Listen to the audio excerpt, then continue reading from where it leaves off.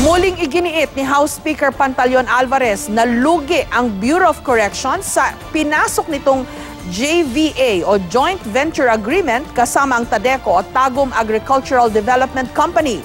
Isa ito sa mga napag-usapan sa Joint Committee hearing kanina. Hindi naman sumipot sa pagdinig si Congressman Antonio Floyrendo Jr. na nakaalita ni Speaker Alvarez. Ang pamilya ni Floyrendo ang may-ari ng TADECO na pinakamalaking exporter ng saging sa buong mundo. May report si Steve Dailisa. Naghain ng resolusyon si Speaker Pantaleon Alvarez para imbestigahan ang joint venture agreement sa pagitan ng TADECO at BUCOR o Bureau of Corrections.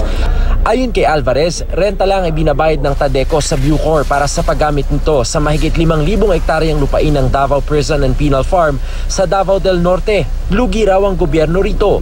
Giit ng TADECO, walang mali sa kanilang operasyon lalo't katuwang daw sila sa rehabilitasyon ng mga inmates sa Davao Penal Colony sa pamamagitan ng pagbibigay ng kabuhayan. Mr. Valoria, if you have a joint venture agreement with BUCOR, with the government, walang transparent yan. Magkano ba kinita mo? Magkano? Nalulugi na ba ako? Huwag mo na kaming bulahin. Sorry, sir. Sabihin mo yung totoo. The JVA is not only about money, Your Honor. The more important aspect to it is its core rehabilitation of the inmates. This is the most hurting of all the allegations. It is well known that TADECO is one of the best employers in the agricultural sector. Hindi sumipot si Davao del Norte Representative Antonio Floryendo Jr.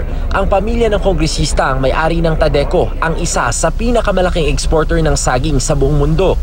Sa liham na ipinadala ni Floryendo sa komite, oportunidad daw ang pagdinig para pasinungalingan ng mga alegasyon laban sa kumpanya ng kanyang pamilya. Sadya raw siyang di dumalo para di maimpluwensyahan ang pagdinig. Sa investigasyon ng Department of Justice at Office of the Solicitor General, iligal ang JVA ng BUCOR at TADECO.